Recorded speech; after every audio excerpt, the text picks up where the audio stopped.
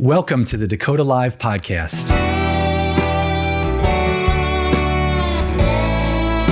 I am your host, Robert Morier. The goal of this podcast is to help you better know the people behind investment decisions.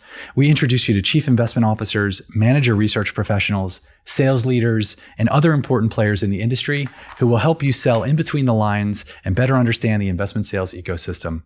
If you're not familiar with Dakota and their Dakota Live content, please check out dakota.com to learn more about their services. Before we get started, I need to read a brief disclosure. This content is provided for informational purposes and should not be relied upon as recommendations or advice about investing in securities. All investments involve risk and may lose money. Dakota does not guarantee the accuracy of any of the information provided by the speaker who is not affiliated with Dakota. Not a solicitation, testimonial, or an endorsement by Dakota or its affiliates. Nothing herein is intended to indicate approval, support, or a recommendation of the investment advisor or its supervised persons by Dakota. Today's episode is brought to you by Dakota Marketplace. Are you tired of constantly jumping between multiple databases and channels to find the right investment opportunities?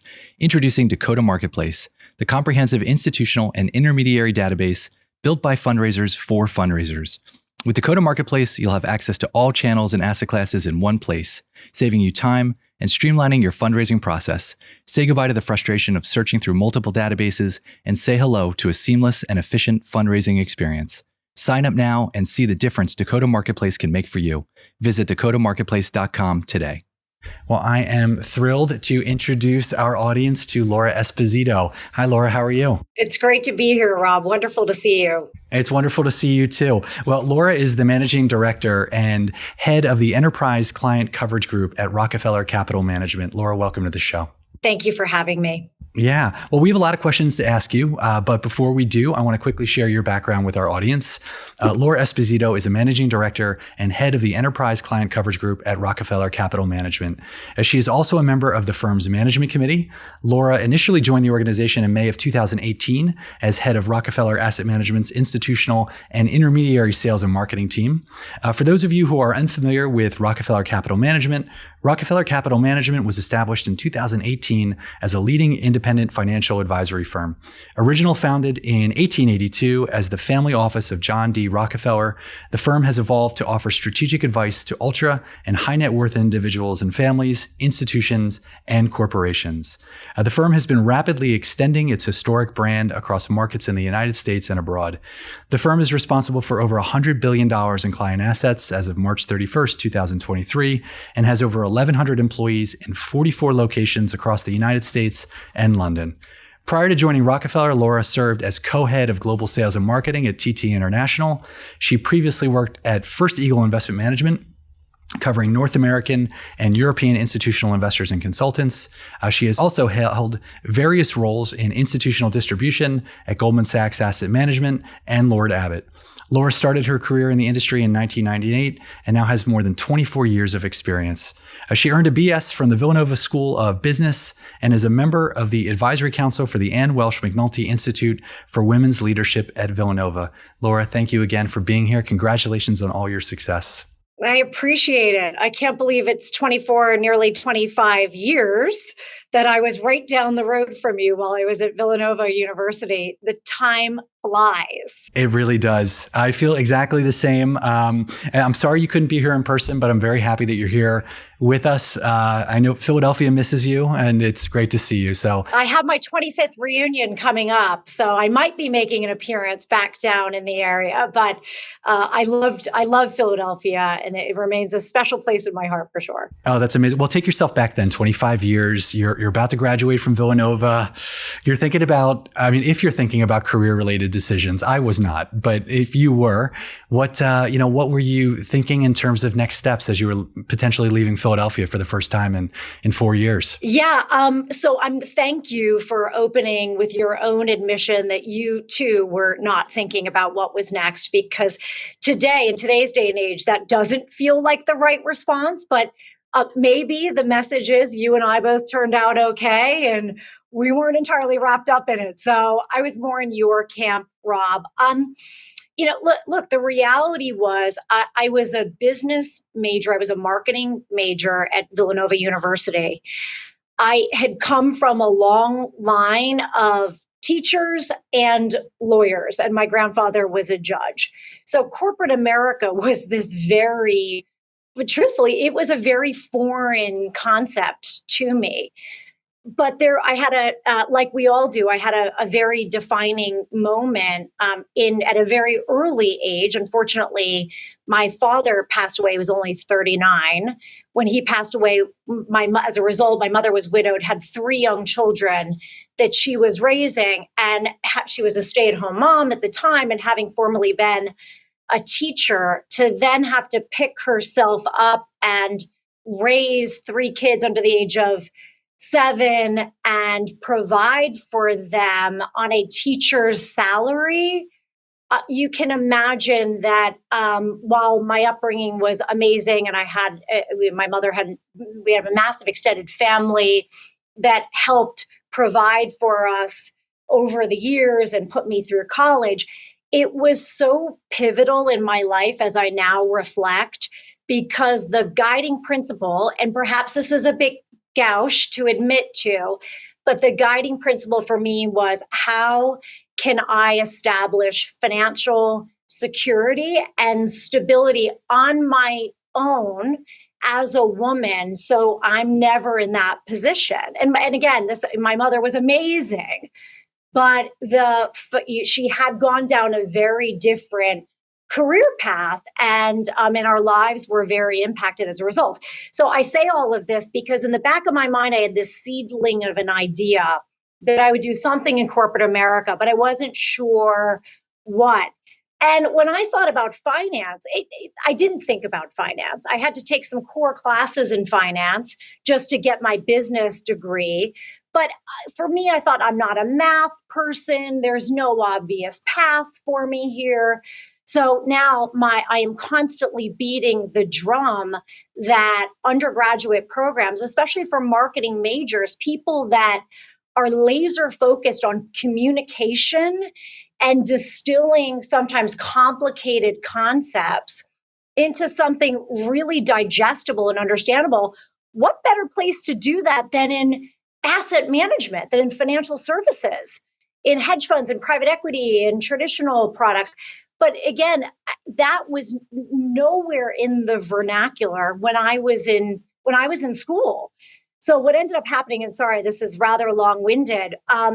What ended up happening, I was interviewing I knew I wanted to be in New York City. So that was really important to me. I had to couple that with financial security and stability, or at least set myself up on that trajectory. And I was interviewing for your advertising, public relations, the typical things I thought of were available to a marketing major. And lo and behold, I was asked to go into this financial services organization, scared out of my mind because I heard the word finance and I thought that doesn't apply to me. But I was told, you're going to be interviewing with a woman. She's the first female partner at this organization. She was an English major. You please just go in, get in front of her. I think there are a lot more commonalities than you're actually thinking through. And the reality is, and to finally put a period, punctuation mark on this long-winded answer, that's what happened. I met a woman whose name was Daria Foster, and at the time she was heading up institutional sales and marketing within Lord Abbett. And I looked across the room at this woman I wanted to be. I saw myself, which I never thought I'd see myself in the typical Wall Street profile. And yet it was this woman who, the minute I walked out of that office, I was like, I want to be her. I want that job. And here's the other cool thing, Rob. I talked about how I come from a long line of teachers and administrators within the education system. I'll never forget when she explained to me what an institutional pool of money was. She used an example of a teacher's retirement system. And my mind was blown. I thought, wow, I could still be attached to helping people like my aunts and my uncles and my mother retire elegantly from their important roles as educators, but do it in a very different way.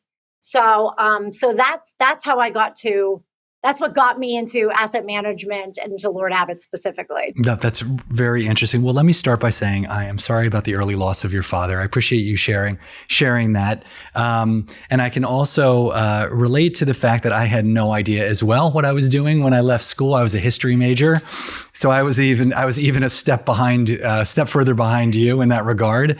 But it is amazing now. I do teach at Drexel University. And one of the things that never ceases to amaze me is how well planned the students are. I mean, from high school all the way through college, and then, well into their career planning. It's really amazing. So it's and one of the things what we try to teach students more than anything is to kind of distill all of the information that they're receiving into something that's digestible, whether it's a pitch for the company that they're looking to launch, or a presentation on a case study that they're learning in the classroom. So all of that resonates. But I am curious, going back to that first interview, you said you saw yourself in her. So characteristically, it makes perfect sense that my mother was also a single mom and a teacher. So I fully, that really resonates with me as well. But what did you see in her personally that really resonated with you? How did you see yourself in her? She was a trailblazer. This organization had been around since 1929. Its entire history has been employee owned, partner owned. And she was the first female partner. And I might get this wrong, but it had only happened a couple years prior. So I thought that just blew my mind. I knew she had to be a force. And I was the eldest of three kids in my family, kind of always thought of myself as a bit of a force too. Had been very entrepreneurial when I was growing up. So that resonated with me. And then she wasn't the traditional finance, accounting, math wizard, could do a series of computations in her head, which I couldn't do. So I thought this world was unavailable to me. And she made it so accessible. In fact, she went out of her way. I don't know how I got into the mix personally, but because now when I think about it, she often hired junior people that were English majors, interested in literature, and could write and could present, in oral fashion and effectively communicate. And that really resonated with me, just being a rather outgoing, kind of gregarious person. I thought, oh my gosh, I could finally apply some of the skill sets that I thought would do me little to no good for my entire life in a really interesting and intellectually stimulating way. Yeah, that's wonderful. Again, very similar. I started my career at Greenwich Associates, and that's what they also prided themselves on. They wanted to hire liberal arts majors to retrain and then send them out into this, what was an off Wall Street analyst program. And they taught us the fundamentals. They taught us how to leave a voice message, how to write a letter. Oh, I know. How to be a corporate professional, right? Yeah, I know. Yeah. I know. Well, you'll appreciate this too. So especially because I thought that Wall Street and the world of finance, it was just so imposing and so intimidating to me that it was not on my radar whatsoever. And I'll never forget, in hindsight, I like to think of it as it was delivered in a kind, loving way. And I suspect, knowing her, it was. But early on in my career, she sat me down with a couple of the other analysts, and the message was, I implore you to start reading the Wall Street Journal daily. And so I did. And at the time I thought, oh gosh, all right. But then lo and behold, now I've been a lifelong FT Journal consumer of all and every type of information. So that was some really instructive advice that she delivered rather stridently back in the late 90s that stayed with me. Oh, that's some good advice. So tell me about those first 7 years at Lord Abbett. What did you learn during those early years? And, what type of roles were you focused on? I'm always curious how someone who's, achieved the type of success you've achieved in sales and client service, how did you start, and what did you take away from those first 7 years? So I already said it, but just I'll quickly repeat myself, because I think again, I didn't know how to work. I never had a role model in corporate America. So I learned to be a professional, a corporate professional. So that was just kind of life lessons, just quickly wrapped up into a phenomenal phenomenally productive 7 years I was there, around selling, which was always what I kind of thought I would end up doing, something external facing with clients and around the front office work with on the business side.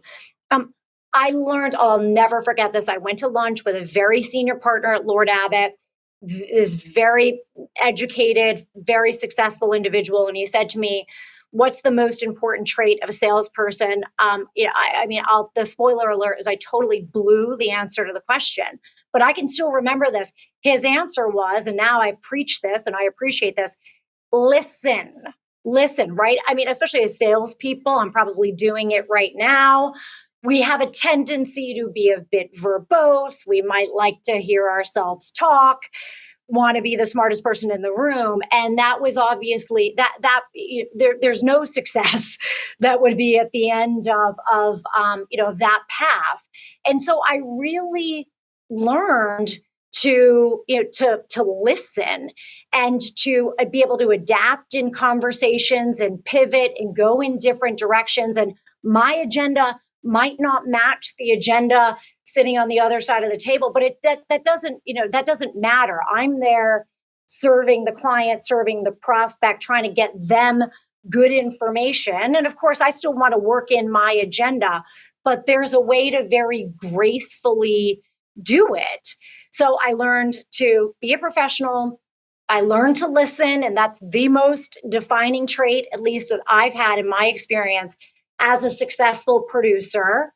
I learned how to work as part of a team. I played sports growing up, so that wasn't terribly foreign to me, but I saw the benefit of being surrounded by position players and learning what my skill set was and how I could contribute to the group's collective success. Well, one thing I'm interested in, I'm always interested in, because there aren't many people in our industry who stay at the same firm for many, many years. I think especially in sales and client service, there's kind of that 5 to 7 year period where you raise assets, you get to know the clients, and then potentially, you do leave, you try something different. So when you left Lord Abbett to go to Goldman Sachs Asset Management, what precipitated the move? And, did you have a specific area of coverage that you were looking to get into to achieve? So I was at Lord Abbett, and I do consider those to be my most formative years as a professional. And I'm so fortunate to have started my career at such a phenomenal, such a terrific organization. The move to Goldman, it was actually precipitated by a mutual friend of ours who he and I had worked together since the late 90s at Lord Abbett. He had moved over to Goldman Sachs. But the reason why I took his call after he moved, several months after he moved, there were two kind of drivers. One was, in my mind, at least, and again, remember, here's the person from middle of Connecticut who's got no Wall Street experience, no exposure to it. So I remember kind of dreamily going onto Goldman Sachs's website, and they had these little profiles, which I'm sure today are videos, but at the time you had to just kind of read a day in the life of a Goldman Sachs analyst or an associate.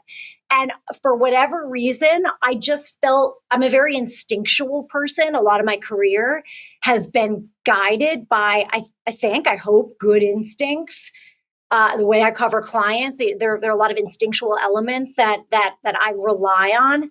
And for whatever reason, instinctually, I just connected with these profiles. And in my head, I thought, one day I'm going to get there. I'm going to be there. And I willed things to happen just through grit and discipline and sheer will. So that was kind of the one, the cheesier part of it. The second part of it, though, Lord Abbett at the time was a traditional long-only manager, equity and fixed income manager, and they were terrific and competitive in those products. But this was 2004, 2005, 2006, and the world was changing. I was in an institutional coverage role, and our clients didn't want to talk necessarily about U.S. small cap value anymore, or large cap value, or taxable fixed income. They wanted to talk about this concept of alternatives, which of course had long predated, but there was starting to be this real shift. And instantly, when I had this opportunity to go in and speak to people about at Goldman, I had the one side of my brain thinking, oh my gosh, this is that you've made it. If you can land this role, you're set up for success, and you can be super successful. And then the other part, though, was I need to go learn about where the puck is going. And that was the opportunity that was presented to me at Goldman. Was come in. Initially, I was on a middle markets institutional team covering corporates and endowments, foundations.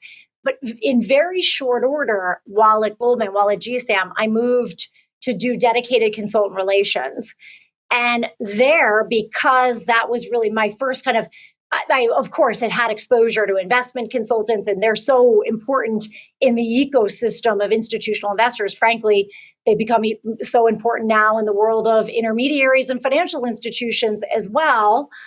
But I had already been exposed to those consultants, but now I was going to have the chance to go represent private equity, directs, fund of funds, infrastructure out of the merchant bank at Goldman Sachs, hedge funds, directs, private equity, as well as kind of the traditional long only world that I felt very safe and comfortable around.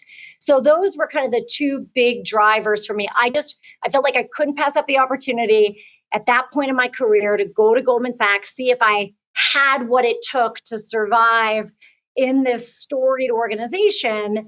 And then secondly, again, I'm not a rocket scientist when it comes to, I've already self-confessed that in the world of finance, but you saw the way the world was starting to shift. Yeah. And well, I'm sure it made it even more interesting that you were there for 4 years during the financial crisis. So not only were you, having to get up to speed on alternatives, but you were getting up to speed on a world of, CDOs and other synthetic derivative products that none of us had ever heard of. I know I certainly didn't prior to joining Goldman Sachs Asset Management in 2007 for myself.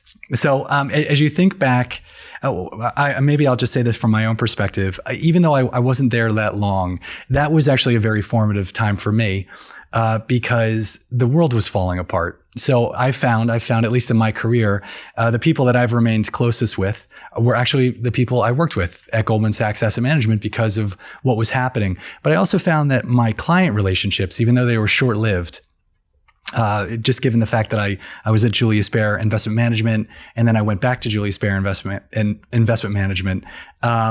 Those client relationships stayed with me. So as you think about your client experiences there, what did you take away from that time? Given just the extreme volatility that was happening in the markets. Oh, I remember August of 2007. I don't think I'll ever. I'm forever just scarred and traumatized from when the credit crunch really started. And you know well what I'm talking about. But one of our hedge funds at the time was very impacted, and we had a lot of client exposure in it. And that was that was the beginning of the end, if you will. So I think you nailed it, Rob. I couldn't agree with you more. I was only there for 4 years, but the relationships I established within that organization, with you and with so many of our other shared friends and colleagues in this business, there was such a bonding element of it. And I often do wonder, had it not been for the GFC, would that have been the case? Goldman is an intense environment to work in. And so without those relationships, at least for me, I don't know how long I would have stayed. So, and I always tell everybody this. I didn't go to business school. And, from time to time, I'm a bit sheepish about it, but I didn't really see a need to. I started doing institutional sales, and I told you I wanted to be my former boss in 30 years. So I kind of just thought, why would I pay all this money and go back to school when I could just kind of continue plodding along and working. But Goldman, I realized why I didn't have to go. Goldman was my business school experience. And what it gave me was a network. The diaspora, and I'm sure you feel this way too, of our ex-Goldman colleagues, some that are still there, but many who have gone on to do some of the most interesting things in our industry, and who, similar to your experience, I could pick up the phone anytime and call these individuals for guidance, for advice. Some have become personal friends. That was my business school experience. So it was very much the bonding experience with colleagues. But secondly, I couldn't agree with you more about the strength of relationships with clients. What I found so challenging, and at the time sort of feeling like an abject failure when this was happening, because I was a VP when this was going on. I wasn't an MD. I wasn't very senior. And yet we were responsible. We were the face of the organization to a cohort of institutions at the time, or consultants in my case. And here they are calling me about the implications of Warren Buffett's $5 billion investment, and what does it mean with these grants that have been offered. And truthfully, I just realized that I didn't have to have all the answers immediately, but I had to pick up the phone. I had to be there for them. I had to do my damnedest to go get good information to translate back to them, because no one knew what was going to happen, right? It felt like the world was falling apart. So that transparency, the fact that it was okay to kind of expose myself, if you will, to really sophisticated, smart investors that I don't know, but I will come back to you with information, and then being reliable and dependable and coming back. That was I think that's so much of what it really helped to reinforce those relationships. I don't know if you felt similarly. I did. I felt exactly the same. I mean, going back to your earlier point about one of the important attributes of a salesperson is listening, I find it's equally, if not more important, as a client service manager or relationship manager. Some of those conversations during that time period were from, major corporations that were worried about whether they could make payroll. I mean, and this was not, we've been through something very similar, as the last few months, where, in this case, it was startups, in maybe in Silicon Valley, maybe in other places in the United States, that may not be able to make payroll because of a banking crisis. These were, in some cases, very large institutions, and having those conversations with people who were, genuinely nervous, not just about themselves and their job, but it was the first time I really heard, and it started to really resonate with me. And we talk about it a lot now, but that there are, retirement plans behind these clients. There are teachers, there are, college educations. And to hear the context of those conversations in that regard was very career altering for me. It really made me think more and more about not just the dollar amounts, but who was behind the dollar amounts. So for me, that was very educational. And I think you're spot on. And it's almost the concept at an earlier stage about stakeholders. And I love that we have evolved to thinking, not because at Goldman we're working for a public company, and so you in any finance class you took, you were focused on shareholders. But I so embrace this concept of all the stakeholders. But I could not agree with you more. There were just realities, potentially dire, scary realities behind what was happening, that was translatable to individuals and people, and people in our lives. I felt that way. I totally felt that way as well. Well, you took that Goldman Sachs MBA and you went on for nearly a decade. Yeah, for nearly a decade with First Eagle and TT, selling and leading institutional distribution efforts. Can you actually maybe take a step back in terms of how you think about distribution? What were the models that you employed? We have a lot of distribution folks who listen into this program, and as much as they love to hear from the allocators, we all do. I find that when they have the opportunity to hear about how a successful salesperson approaches their territory or approaches a market, it tends to be very beneficial. So as you think about your time at First Eagle and TT, what were the models that you employed as it related to your approach to sales and marketing?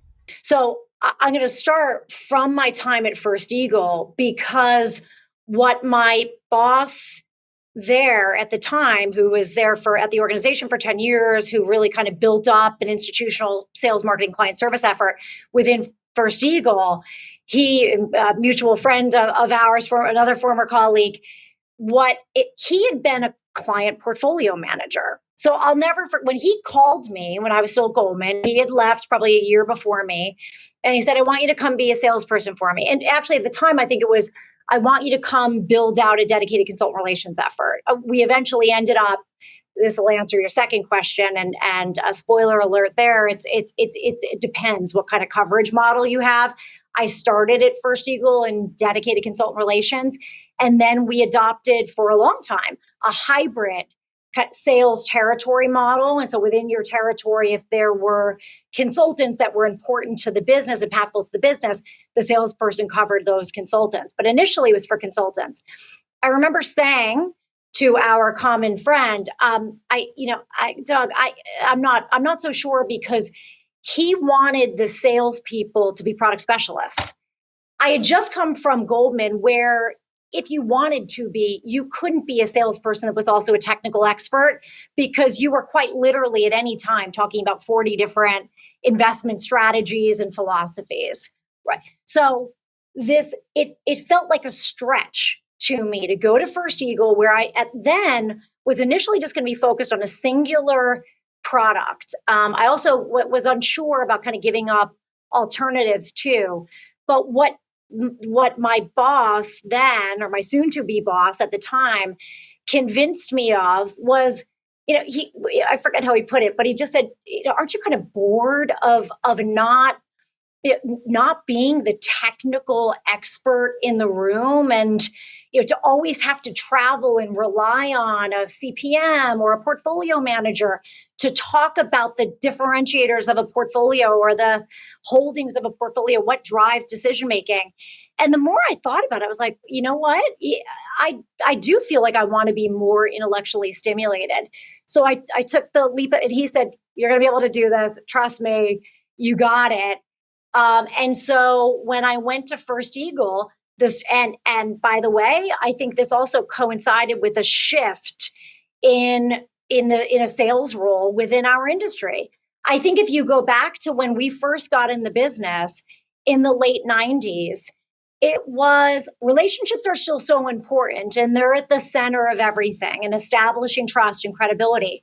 But what better way to establish trust and credibility than being able to represent the client's portfolio, or the hedge fund that you're in there pitching to them, or talking about macro perspectives in the market. And so it finally dawned on me that, again, kind of skate to where the puck is going. I really thought that's a skill set I need to develop. And I went over to First Eagle, and we were hybrid sales coverage people who, I did finals presentations by myself. Now, that didn't always go over terribly well when you're in front of a large investment committee and they're saying to you, and why can't the portfolio manager show up?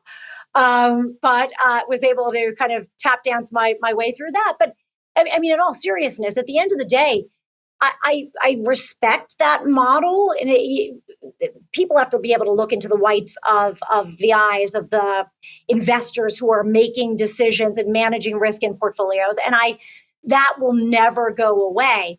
But what that model did for us, at least at First Eagle, and now I very much carried this into the rest of my career and how I've structured sales teams, is it preserved the investor's time to focus on investing. So that was my biggest takeaway. Here I went, I was very nervous. Can I do this? Will I be credible? It's been, I have been, and then some, and it's really instructed how I think about coverage models. So to answer the second question, or potentially what was the first question about coverage models, it all depends. I've come into some organizations where initially we've thought the end market is going to be through consultants. And so we're going to go all in around a consultant strategy.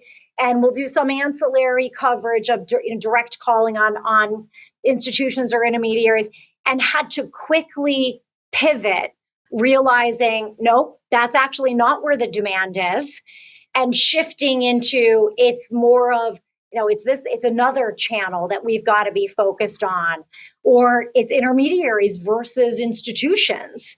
I've had that happen over the course of my career as well. But something that I've absolutely, I feel really strongly about is this whole sales is just you're entertaining, you're carrying the books to the meeting. No, those days are gone. You've got to be able to qualify opportunities. And thank God, it just makes it so much more interesting, by the way.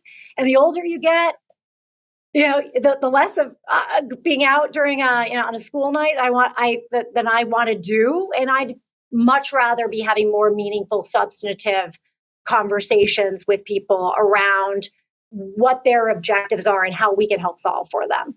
Yeah, I agree. I think that shift from a relationship-based sale to a consultative, technical sale, it was something that, I think in a lot of ways has helped all areas of the process. It's helped investors because they're more informed.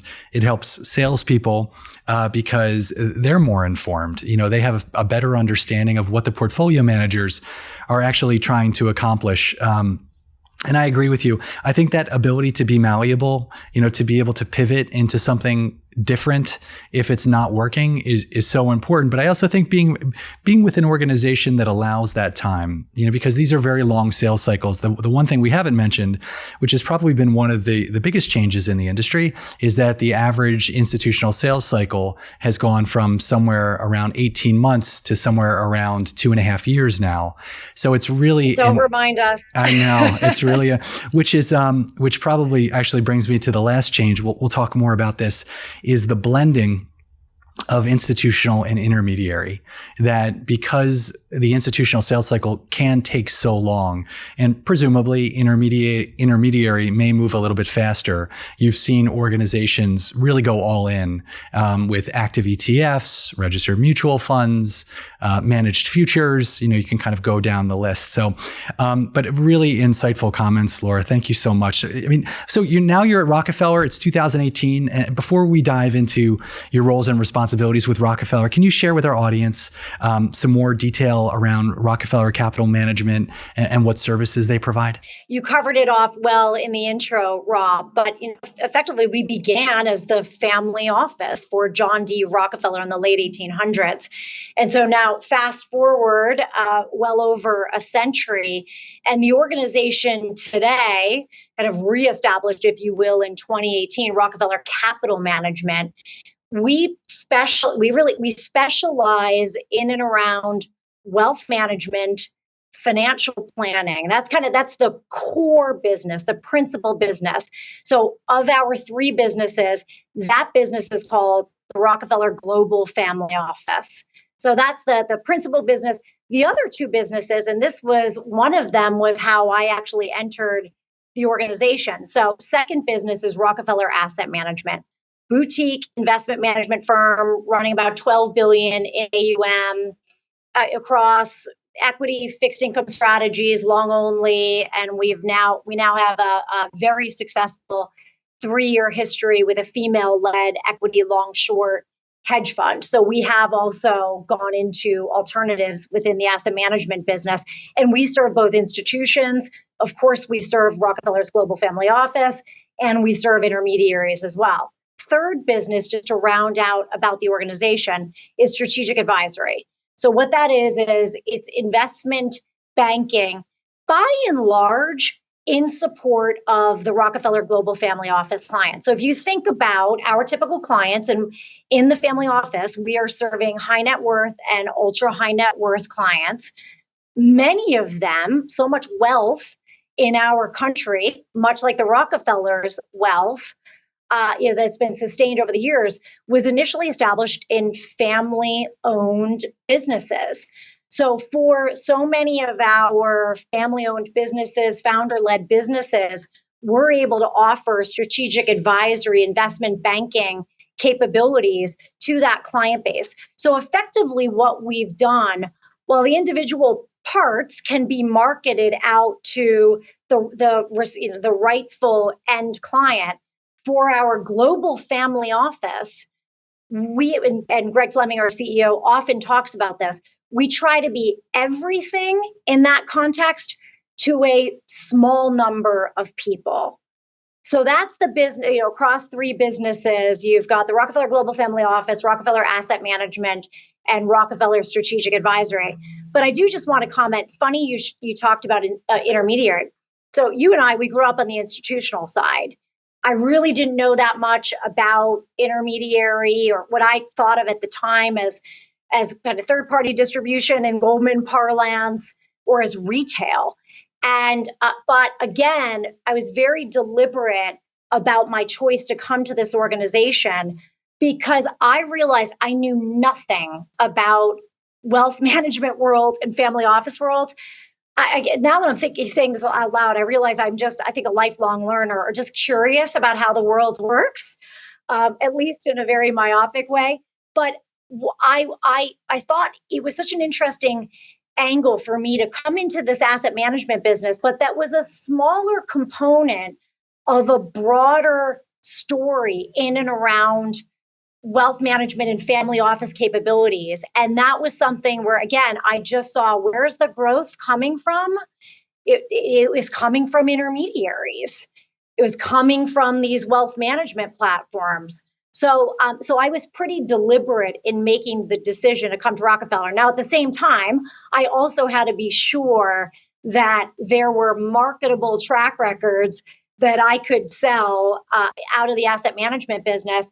And the pull for me there was and still continues to be around sustainability.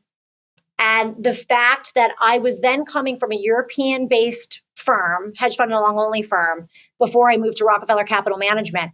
And you just saw the explosion of the groundswell of interest and demand and appetite from European institutions and financial intermediaries that wanted to talk about sustainability. And I stumbled into this little gem of an organization that had 30-year track records in integrating material ESG information. And that's really important, because this is not just ESG for ESG's sake. Within the asset management business, it is a financial objective first and foremost. But it's, how do we integrate material ESG information that will be impactful to the re-rating of a stock or a credit? So it is about, how do we drive alpha for our clients? So it's much more about alpha as much as it is about risk management. That's great. And it makes a lot of sense. I mean, it sounds very, as you're thinking about your career, the moves that you've made, and it seems like you've been almost a step ahead in a lot of ways. So I think that's wonderful for you, and I'm happy to hear that. So as you think about your role now, the head of the Enterprise Client Coverage Group, I always like when people put enterprise in things. It probably means that you do a little bit of everything. You just nailed it. You nailed it. So it's still relatively new. It was last summer. So I had been in the asset management seat for a little over 4 years. I had been spending a ton of my time with this equity long short fund we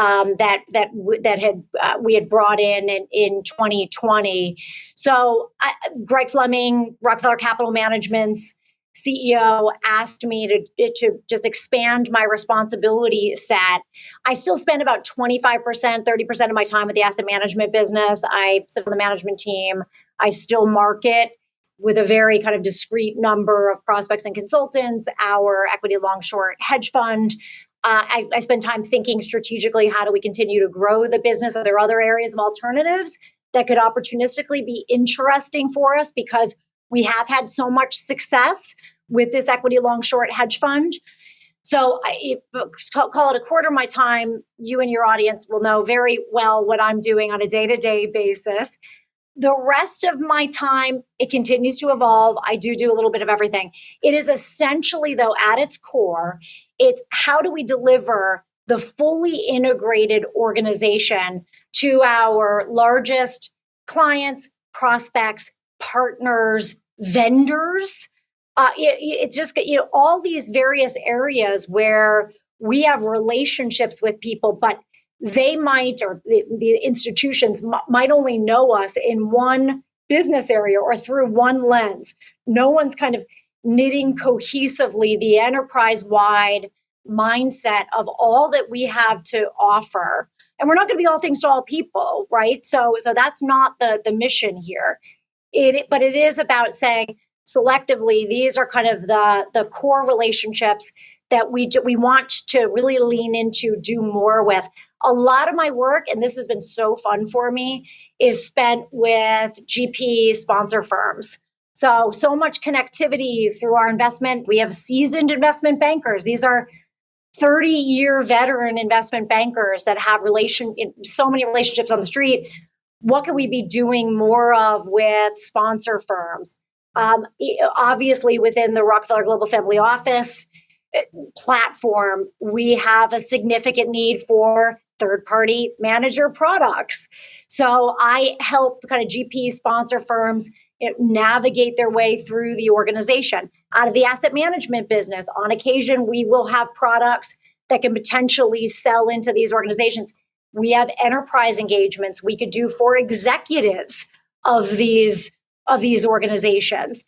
We can offer services to portfolio companies. So it's been so cool because I have this really holistic view now of just the sponsor community and all the ways in which Rockefeller Capital Management can deliver so many unique capabilities to these organizations. That's interesting. Well, as you have those strategic conversations with clients, or I should say, what are they focusing on today as it relates to new or upcoming investment opportunities? You alluded to a few asset classes, but as you're speaking to clients about what the future holds for them, I was going to ask you, based on this quote that I've been asking a lot of our guests, there are years that ask questions and years that answer, and it seems like there's no shortage of questions, but what are some of the answers you're trying to present to your clients as it relates to new strategies, new solutions? Yeah, so I'll answer this through the lens of our global family office, where we have what we call our investment solutions group. And so that's the group that does all the sourcing and the origination and the due diligence and the ODD and the structuring and of all the piping to get third-party products on our platform to deliver unique investment opportunities to our clients. And that investment platform, it comes as no great surprise. That has to be one of the defining differentiators about our business. And, hand on heart, I very much believe ours is. It's almost a 30-person team that we have in this investment solutions group. And there's a large focus, probably unsurprisingly, in and around alternatives. So, in so many of the conversations I'm in, whether it be with clients out of the family office, whether it be from managers or sponsor firms, the conversation undoubtedly goes to, look, the next 10 years are going to look very different from the last 10 years. And that's kind of our belief. The markets aren't going to necessarily be up and to the right. And so how do clients position themselves for this potential shift? And so a lot of that is around the topic of alternatives. Clients today, they're still focused on a lot of income. They're focused on yield. They're focused on private credit. But so many of the conversations just invariably end up coming back to alternatives. Yeah.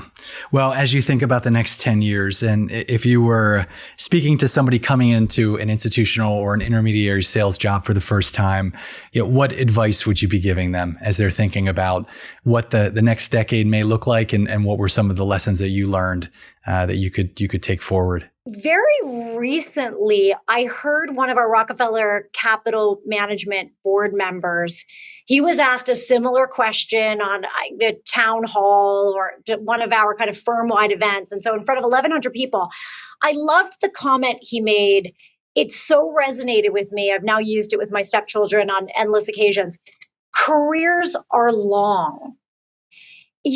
coming out of school, I wish I could go back and tell my younger self that you don't have to have it all figured out, because, by the way, you won't have it all figured out. And industries change and evolve. And if you're open and curious and collaborative, you'll have opportunities, and you can pivot, and you're going to have inflection points, and you might not even necessarily know it in the moment, but take risks, challenge yourself. So that really resonated with me. Careers are so long. I mean, think about it. We hopefully are fortunate enough, kind of health wise and otherwise, to have another 30, 40 years ahead of us. You have pivoted in some ways while you're still related to our industry. But so that's kind of the first piece of advice. If I could go back and tell my younger self that careers are long, just kind of go along for the ride in a lot of ways. The second thing I would, if I were talking to my younger self, I heard this, probably 10 years ago. I don't know who originally said the quote. Interestingly, I've heard it from two women, and one who was very senior in our industry. And then I recently saw it attributed initially to Indra Nooyi, the former Pepsi chairman and CEO. And she talked about viewing behavior and actions through a lens of positive intent. If you actively choose to view things through that positive intention lens, you'll just be more at peace and more at ease, even if it's not. And I found out that in some circumstances, I shouldn't have been viewing it that way. It has just helped kind of quell my anxiety and my mind in so many different ways. And my husband always says to me, Laura, you can control your actions, your reactions, and your attitude. You cannot control anything else. And so I always think about those two things in tandem, that control what is within your control, and that has to do with my reaction or my disposition, and then to really actively, consciously try to view things through a lens of positive intent. I think that's wonderful. Well, I have one more selfish question. I have two daughters. And as I look at your career, 3 and 6, Margot and Josephine, and having listened to a lot of what you said about the advice, the importance of mentors, listening throughout your career, thinking of your time as a career, what would you say, or what advice would you give if, as women trying to enter into the financial services field? It sounds like in some ways you made very good decisions in putting yourself in a position to be able to have those conversations. But as you consider, the challenges that some women face entering into the asset management field, how would you advise them to navigate those channels to be the most successful they can be? Absolutely. And I'm going to be repeating some of what I've said, but what has been so helpful for me is I've aligned myself with just phenomenal mentors, both women and men. I mean, I was really fortunate to, just out of dumb luck, meet this woman at Lord Abbett. And I failed to mention that I also worked with 2 other senior women portfolio managers while I was at Lord Abbett, who taught me some of the technicals of the markets. And those individuals were so influential in my career in navigating being a woman and still being authentic to myself. It was not as much about trying to kind of fit in with a particular club, but being authentic, genuine to myself, and how I could navigate doing that and still be very respected, effective, and impactful. And then I've fortunately had phenomenal male supporters as well, who have just really kind of advocated for me, who have pushed me when I needed pushing, who have given me tough feedback, when I needed to hear it. And so just being open to those relationships, having to ask for those relationships, I have also had to do, and being an advocate for myself, which didn't always come naturally to me. But I saw that the successful women who had blazed a trail early on, that they had to advocate for themselves, and I was going to have to do. I was going to have to do the same thing. So now, what I try to do, I really try so hard to kind of give back to anyone, men, women, anyone, any junior people, kind of coming interested potentially in our business. But I do believe in kind of giving back and sharing the perspectives and the insights that I gleaned. But it was so much about being open and ready for the opportunities, and having courage to just say, if I fail, so what? So I'm confident enough in myself and my skill set that you just dust yourself off and you move on to the next. Well, I appreciate that. I hope they watch this someday and not roll their eyes at their dad, who's really trying to. I'm sure. Yeah. Well, thank you. Well, thank you so much, Laura, for taking time to be here today and sharing your career journey. Congratulations on all your success. I do want to say we didn't work together very long, but I'm very proud to have worked with you and to know you. So thank you for giving all of us the time today.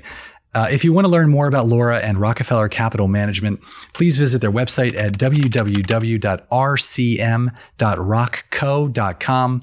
You can find this episode and past episodes on Spotify, Apple, Google, or your favorite podcast platform. We are also available on YouTube if you prefer to watch while you listen. If you'd like to catch up on past episodes, check us out on our website at decoded.com. Finally, if you like what you're seeing and hearing, please be sure to like, follow, and share these episodes. We welcome your feedback as well. Laura, thanks for being here today. We greatly appreciate it. A thank you to our audience as well for listening in, as always, and joining the conversation. Thank you. Don't say good.